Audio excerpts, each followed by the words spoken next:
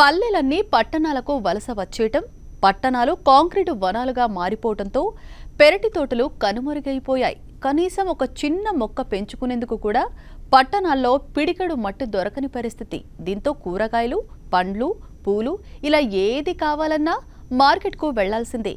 ఇటువంటి పరిస్థితుల్లో మునుపటి రోజులను గుర్తు చేస్తూ పచ్చని వనాలను కళ్ల ముందు పరుస్తున్నాయి మిద్దె తోటలు. పూలు, పండ్ల చెట్లతో పాటు కూరగాయలను కూడా ఇంటి మిద్దెపైనే సాగు చేసుకుంటూ ఆదర్శంగా నిలుస్తున్నారు పలువురు ప్రకృతి ప్రేమికులు.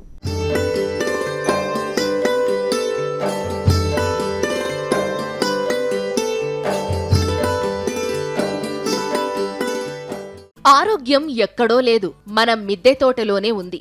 మనం తినే కూరగాయలు, ఆకుకూరలు, పండ్లు సొంతంగా పండించుకుని తింటే దానిని మించిన ఆరోగ్యం మరొకటి లేదు. ఆరోగ్యం ఉంటే అన్నీ ఉన్నట్టే కదా. ప్రస్తుత ఉరుకు పరుగుల జీవితం, యాంత్రిక జీవన విధానం కలగలిసి లేనిపోని అనారోగ్యాలు దరిచేరుతున్నాయి. అయితే ప్రత్యామ్నాయంగా మన కూరలు మనం స్వచ్ఛంగా పండించుకుని తింటే డబ్బు ఆదా అవుతుంది. ఖర్చు లేకుండా ఇంటిల్లిపాది పౌష్టికరమైన ఆహారం తీసుకోవచ్చు. గుంటూరు జిల్లా తెనాలి చినరావూరుకు చెందిన సూర్యదేవర కృష్ణదేవ్ వృత్తిరీత్యా మున్సిపల్ ఉద్యోగి అయినప్పటికీ స్వతహాగా పర్యావరణ ప్రేమికుడు. ఎప్పటినుంచో తన ఇంటి ఆవరణలో డాబా పైన మిద్దె తోటను ఏర్పాటు చేసి మొక్కలను పెంచాలని ఆలోచన ఉంది. కోవిడ్ టైంలో ఆ కలకు పునాది పడింది. నా పేరు సూర్యదేవర కృష్ణదేవ్. నేను మున్సిపల్ ఎంప్లాయీ అండి. కోవిడ్ బిగిన్ అయిన దగ్గర నుండి టైం పాస్ కోసం ప్రారంభించాను నా మిద్దె తోట. ప్రస్తుతం అది ఒక మహా సంస్థానం లాగా అయిపోయింది. నా దగ్గర అన్ని రకాల ఫ్రూట్స్ ఉన్నాయి, ఫ్లవర్స్ ఉన్నాయి. జామ, మామిడి, బేర్ యాపిల్, సపోటా, చెరకు మొదలైన కాయలు, ప్లస్ వాటర్ లిల్లీస్, లోటస్లు, ప్లస్ గులాబీ, ఈ మొక్కలన్నీ పెంచుకుంటున్నానండి. ఇవి కాకుండా ముఖ్యంగా నేను ఫస్ట్ ప్రారంభించింది ఇండోర్ ప్లాంట్స్తో బిగిన్ చేశాను. ఆ తర్వాత మొత్తం అన్నీ ఒక్కొక్కటి ఇదయ్యి మొత్తం అన్నీ సేకరించడానికి జాగ్రత్తగా పరిరక్షించడం జరుగుతూ ఉంది. నీటిలో పెరిగే కలువ, తామర పూలను కూడా మిద్దె తోటలో పెంచుకోవచ్చని తెలుసుకుని నిపుణుల నుంచి వివరాలు సేకరించారు. అనంతరం రాష్ట్రంలోని విభిన్న ప్రాంతాలతో పాటు కేరళ నుంచి రంగురంగుల కొలను పుష్పాల మొక్కలను తెప్పించి వాటి పెంపకం ప్రారంభించారు. టబ్బుల కింది భాగాల్లో మట్టిని పోసి వాటిపై నీటిని నింపి కృత్రిమ కొలను ఏర్పాటు చేసుకుని ఆ మొక్కలను పెంచుతున్నారు. మాకు కేరళ నుండి, ఇతర రాష్ట్రాల నుండి కూడా ఈ వాటర్ లిల్లీస్ కానీ, లోటస్ కానీ తెప్పిస్తుంటాను. వేసవికాలంలో పైన ఈ మొక్కలను సంరక్షించడానికి షేడ్ నెట్ వేసి సంరక్షిస్తున్నాను. ప్రతిరోజు సాయంత్రం పూట ఈ మొత్తం వాటర్ పెట్టడం కానీ, ప్రతి మొక్క మీద చల్లని నీళ్లు పడేట్టు వాటర్ స్ప్రే చేయటం, మొత్తం ఇవన్నీ జరుగుతుంది. ఈ మొక్కల పెరుగుదలకు కూడా ఎక్కువగా వర్మీ కంపోస్టు, రూట్ రాట్ అది రాకుండా వేపపిండి ప్లస్ వేప నూనె వాడుతుంటామండి.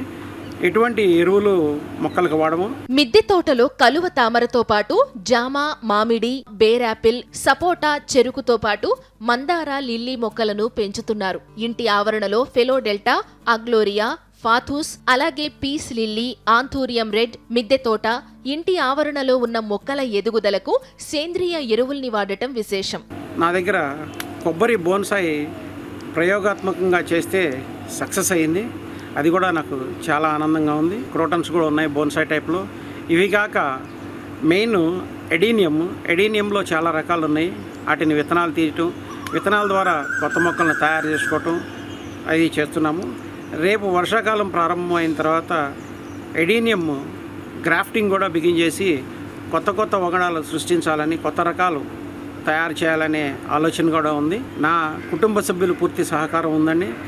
నేను ఆఫీస్కి వెళ్ళినప్పుడు కానీ, లేకపోతే సాయంత్రం పూట వాటరింగ్ పెట్టడం కానీ ఇదంతా వాళ్లే చూసుకుంటారు.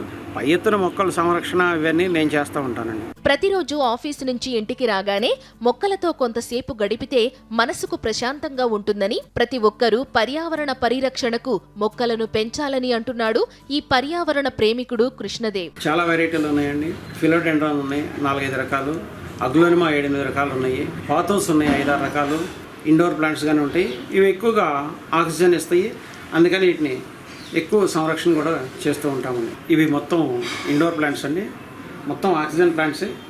వీటికి అసలు ఎటువంటి ఎండ తగలకూడదు. అయినా ఈ వడగాలికి చాలా పాడైపోతున్నాయి.